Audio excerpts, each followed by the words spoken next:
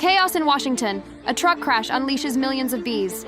On May 30th, a semi-truck carrying 70,000 pounds of honeybee hives flipped near Linden, Whatcom County at 4 a.m.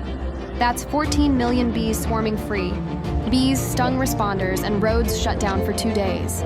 Volunteer beekeepers rushed in, racing to save the bees by finding their queens. By June 1st, most bees were back in their hives, and the road reopened. A wild buzz, but teamwork saved the day. Ever seen a bee swarm? Hit like and follow for more wild stories.